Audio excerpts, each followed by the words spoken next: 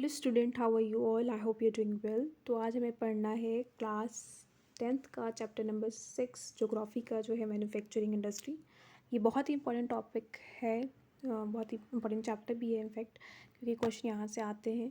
तो हम यहाँ पे पूरा एनसीईआरटी में जो जो पॉइंट्स मेंशन है उसको कवर करेंगे, अच्छे से समझेंगे कि क्या ये चैप्टर कह रहा है, क्या ये हमें बताने की कोशिश कर रहा है। तो चलो स्टार्ट करते हैं chapter.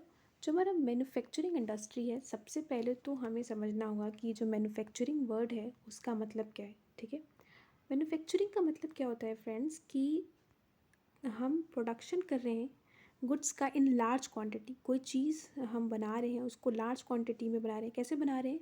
After processing from raw material. ठीक है, रॉ मटेरियल से प्रोसेस करके उसको एक वैल्यूएबल प्रोडक्ट में कन्वर्ट कर रहे हैं। फॉर एग्जांपल, तुम्हारा रॉ मटेरियल पोटैटो है, तुमने एक क्रॉप लगाया है, पोटैटो का क्रॉप लगाया है, तुम्हें पोटैटो मिला, उसको तुम रॉ मटेरियल की तरह इस्तेमाल कर रहे हो, फिर तुमने उसका क्या बना दिया? पोटैटो चिप्स बना दिया। क्या बना दिया? Potato chips. ठीक है, चिप्स क्या है? More valuable product as compare to potato. उसका दाम तुम्हें ज़्यादा मिलेगा। तुमने इस पोटैटो चिप्स का बहुत ज़्यादा लार्ज क्वांटिटी में क्या कर दिया? प्रोडक्शन कर दिया। तो तुम क्या कर रहे हो? मैन्युफैक्चर कर रहे हो। अब तुम जब इसको मैन्युफैक्चर करोगे तो इसकी इंडस्ट्री लगाओगे, ठीक है, पोटैटो की फैक्ट्री लगाओगे, पोटैटो चिप्स की फैक्ट्री लगाओगे। तो तुमने रॉ मटेरियल का इस्तेमाल किया और उसको वैल्यूएबल प्रोडक्ट्स में कन्वर्ट किया। यही हमारा मैन्युफैक्चरिंग है। अब हम देखेंगे कि एक तरीके से एग्जाम्पल जो एनसीईआरटी मेंशन्ड है क्या। तो हमारे पास वुड था, वुड को तुमने उसको मोर वैल्यूएबल प्रोडक्ट में कन्वर्ट किस में कर दिया? पेपर में। ठीक है, वुड किस में कन्वर्ट हो गया? पेपर में। शुगर, फॉर यहाँ पे गलत है, यहाँ पे शुगर केन होना चाहिए था। शुगर केन को तुमने कन्वर्ट कर दिया किस में? शुगर में। ठीक है, यहाँ पे सेकंड ध्यान देना, यहाँ पे हमारा शुगर होगा, यहाँ पे शुगर केन होगा। ठीक है, तो शुगर केन किस में कन्वर्ट हो गया? शुगर में। फिर है हमारा क्या? फिर हमारे पास एक सेकेंड, फिर हमारा है आयरन ओर। आयरन ओर को हमने कन्वर्ट किस में कर दिया? हमारा आयरन इन स्टील में, जो कि एक अच्छा फिनिश गुड है। फिर है हमारा बॉक्साइट और उसको हमने कन्वर्ट कर दिया एल्यूमिनियम मेटल में। तो ये हमारा क्या है? मैन्युफैक्चरिंग के अंदर आता है। कुछ एग्जांपल्स हैं जो एनसीईआरटी में मेंशन्ड है। ठीक है, फिर अब हम देखेंगे कि जो मैन्युफैक्चरिंग इंडस्ट्री है वो किसके अंदर फॉल करती है। तो जो हमारी सेकेंडरी एक्टिविटीज़ है फ्रेंड्स, जो हमारी सेकेंडरी एक्टिविटीज़ है उसमें मैन्युफैक्चरिंग इंडस्ट्री आती है। एग्रीकल्चर वगैरह हमने पढ़ा था, वो प्राइमरी एक्टिविटीज़ में आती है। जब तुम कोई चीज़ मैन्युफैक्चर कर रहे हो तो वो सेकेंडरी एक्टिविटीज़ में आता है। तो आपसे पूछ सकता है कि मैन्युफैक्चरिंग इंडस्ट्री कौन से एक्टिविटी में फॉल करती है। अब जो है फ्रेंड्स, वो हमें देखना होगा कि कैसे जो मैन्युफैक्चर्ड इंडस्ट्री का अगर हम डेवलपमेंट करेंगे तो हमारा इकोनॉमिक स्ट्रेंथ बढ़ेगा। तो जब आप इसको बढ़ावा देंगे, जो इंडस्ट्री अगर आप लगाते हैं तो कहीं ना कहीं वो इकोनॉमिक स्ट्रेंथ कंट्री की बढ़ाएगा। तो अब हम देखेंगे कि कैसे जो मैन्युफैक्चरिंग इंडस्ट्री हैं वो कैसे हेल्प करती हैं। उन्हें क्यों बैकबोन कहा जाता है किसी भी कंट्री का। ठीक है, क्या इम्पोर्टेंस है मैन्युफैक्चरिंग का, ये पॉइंट्स बहुत बार लिखने को आते हैं। तो आप इसको ध्यान से देखिएगा कि कौन कौन से पॉइंट मेंशन किए जा रहे हैं और उसको ध्यान से समझिएगा भी, बस रटना नहीं है, समझना भी है। तो जो हमारा मैन्युफैक्चरिंग इंडस्ट्री है, अगर कहीं हम मैन्युफैक्चरिंग करें तो हम क्या कर रहे हैं? अगर आप मैन्युफैक्चरिंग कर रहे हैं तो आप कहीं ना कहीं एग्रीकल्चर को मॉडर्नाइज कर रहे हैं। टूल्स इक्विपमेंट से इक्विप्ड हो रहा है आपका एग्रीकल्चर। ठीक है, फिर आप अगर इंडस्ट्री लगाते हैं कहीं तो उसमें क्या कर रहे हैं आप? अनएम्प्लॉयमेंट, इंडस्ट्री लगेगा तो एम्प्लॉयमेंट जनरेट होगा, एम्प्लॉयमेंट जनरेट होगा तो पॉवर्टी जो है वो अपने आप इराडिकेट हो जाएगी। फिर हमारा जो पॉइंट है, let me take the pen, फिर हमारा जो रीजनल डिस्पैरिटी है, रीजनल डिस्पैरिटी मतलब समझते हैं कि कहीं अगर रूरल एरिया में, ठीक है, और आपने दो एरिया है, समझिए दो एरिया है, एक जगह आपने इंडस्ट्री लगा दी, समझ लीजिए कि रूरल एरिया में इंडस्ट्री लगाई, तो जो उसका जो डिस्पैरिटी था, जो इक्वल अर्बन एरिया के अकॉर्डिंग जो रूरल एरिया डेवलप नहीं था, वो इंडस्ट्री की वजह से क्या हो जाएगा? डेवलप हो जाएगा। तो कहीं ना कहीं आप इरेज कर रहे हैं रीजनल डिस्पैरिटी को। जब आप इंडस्ट्री लगाएंगे तो क्या होगा? फॉरेन एक्सचेंज आएगा। ठीक है, फॉरेन एक्सचेंज आएगा, सामान बाहर जाएगा, आपका सामान में एक्सपोर्ट होगा तो वहाँ से पैसे कंट्री में आएंगे। ठीक है, तो ये सारे पॉइंट्स क्या हैं? पहला हमारा मॉडर्नाइज करेगा एग्रीकल्चर को, दूसरा इराडिकेट होगा पॉवर्टी, एम्प्लॉयमेंट जनरेट होगा, कहीं भी फैक्ट्री लगेगी तो ये सारी चीज़ें होगा। आपका एग्रीकल्चर और जो इंडस्ट्री वो हैंड इन हैंड चलता है, ठीक है। एग्रीकल्चर और इंडस्ट्री हैंड इन हैंड चलता है। अगर आप इंडस्ट्री के कोई इक्विपमेंट्स हैं, जैसे इंडस्ट्रियल प्रोडक्ट्स कौन कौन से, इरिगेशन पंप है, फर्टिलाइज़र है, इंसेक्टिसाइड है, पेस्टिसाइड है, पीवीसी पाइप है, मशीन एंड टूल्स है, इसका इस्तेमाल अगर आप कहीं ना कहीं एग्रीकल्चर में करेंगे तो कहीं ना कहीं आपका एग्रीकल्चर जो है वो बूस्ट होगा और फिर एग्रीकल्चर हमारे इकोनॉमिक डेवलपमेंट में भी हेल्प करेगा। तो ये सारी चीज़ें जो हैं वो क्वेश्चन पूछते हैं कि how can you illustrate that agriculture and industrial product को हैंड इन हैंड।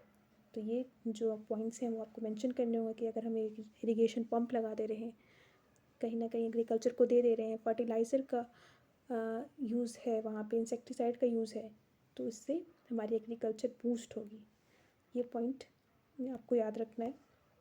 अब हमें देखना होगा कि कैसे क्लासिफिकेशन हो रहा है इंडस्ट्री का, जो कि बहुत इंपॉर्टेंट पॉइंट है। बहुत तरीके से क्लासिफाई किया गया इंडस्ट्री को, हर पॉइंट को हम डिस्कस करेंगे। पहला हमारा क्या है, on the basis of source of raw material, ठीक है। रॉ मटेरियल का जो सोर्स है वो कैसा है, अगर वो एग्रो बेस्ड है, ठीक है, अगर वो एग्रो बेस्ड है तो हम उसे एग्रो बेस्ड इंडस्ट्री कहते हैं, और अगर वो मिनरल बेस्ड है तो वो मिनरल बेस्ड इंडस्ट्री कहलाएगी। एग्रो बेस्ड में कौन कौन से हमारे प्रोडक्ट्स आ जाते हैं, कॉटन है, जूट है, वुलन है, टी है, और हमारा कॉफ़ी, एडिबल ऑयल्स हैं, ये सारे एग्रो बेस्ड हैं। और अगर हमारा रॉ मटेरियल कैसा है, अगर हमारा रॉ मटेरियल आयरन स्टील है, सीमेंट है, एल्यूमिनियम है, मशीन टूल्स है, तो ये मिनरल बेस्ड इंडस्ट्रीज हो जाएंगी। जिसका रॉ मटेरियल अगर एग्रो बेस्ड है, एग्रीकल्चर से डिराइव हो रहा है, तो वो हमारा एग्रो बेस्ड हो जाएगा। अगर वो मिनरल से डिराइव हो रहा है तो मिनरल बेस्ड। ये हमारा सोर्स ऑफ रॉ मटेरियल के अकॉर्डिंग है। अब हम देखेंगे on the basis of their main role. Main role क्या, बेसिक, एक बेसिक और की इंडस्ट्री है और एक है कंज्यूमर इंडस्ट्री। बेसिक और की इंडस्ट्री क्या है, वो सप्लाई करेंगे ऐसे प्रोडक्ट जो एज अ रॉ मटेरियल होंगे टू द मैन्युफैक्चर, ठीक है। वो raw material as a product को सप्लाई करेंगे, जैसे iron and steel, copper smelting. Consumer industry क्या होती है, वो ऐसे गुड्स को प्रोड्यूस करते हैं जो डायरेक्ट यूज़ होता है कंज्यूमर के थ्रू, जैसे शुगर हो गया, टूथपेस्ट हो गया, पेपर हो गया। पर ये जो इंडस्ट्री है, जो की इंडस्ट्री है, वो आपको रॉ मटेरियल देती हैं। तो ये मेन रोल के अकॉर्डिंग हमने क्लासीफाई किया इंडस्ट्री को। तीसरा हमारा है ऑन द बेसिस ऑफ कह सकते हो capital, on the basis of capital investment. तो हमारी एक स्मॉल स्केल इंडस्ट्री आती है और एक large scale industry. Small scale industry का जो मैक्सिमम इन्वेस्टमेंट होता है वो इन रुपीज़ होता है 1 करोड़, ठीक है। Maximum investment allowed in the rupees 1 crore, जबकि यहाँ लार्ज स्केल में investment allowed in more than 10 crore rupees. तो ये हमारा कैपिटल इन्वेस्टमेंट के अकॉर्डिंग है। फिर अब हम देखेंगे on the basis of ownership. तो एक हमारी होती है पब्लिक सेक्टर, अगर गवर्नमेंट ओन कर रही है, जैसे कि जो एग्जाम्पल एनसीईआरटी में मेंशन्ड है वो उस पर ध्यान दीजिए आप। एनसीईआरटी में क्या मेंशन्ड है हमारा, भेल और सेल, ठीक है। गवर्नमेंट के थ्रू अगर ओन्ड हो रही है तो वो पब्लिक सेक्टर है। फिर है हमारा प्राइवेट सेक्टर, अगर इंडिविजुअल उसको ओन कर रहा है या ग्रुप ऑफ इंडिविजुअल, जैसे टिस्को हो गया, Bajaj auto, Dabur limited, Dabur industry, ये सारे क्या हैं, प्राइवेट हैं। फिर है हमारा जॉइंट सेक्टर। जॉइंट सेक्टर नाम ही है, यानी दो लोग ज्वाइन होकर इसको चला रहे होंगे, एक स्टेट है और एक इंडिविजुअल है, जैसे ऑयल, ऑयल इंडिया लिमिटेड। तो इसका एग्जाम्पल ये है। एग्जाम्पल पे ख़ास तौर पे आपको ध्यान देना है, क्योंकि क्वेश्चन यहाँ से बनते हैं कि ये कौन से सेक्टर की इंडस्ट्री है। फिर हमारा कोऑपरेटिव सेक्टर, ये ओन्ड होता है बाय प्रोड्यूसर्स और suppliers of raw material. Workers they pool in resources, वो क्या करते हैं, अपने रिसोर्स को पूल कर देते हैं और जो भी प्रॉफिट आता है फिर उसको शेयर कर लेते हैं। जैसे हमारा शुगर इंडस्ट्री है महाराष्ट्र में, फिर हमारा कॉयल इंडस्ट्री है केरला में।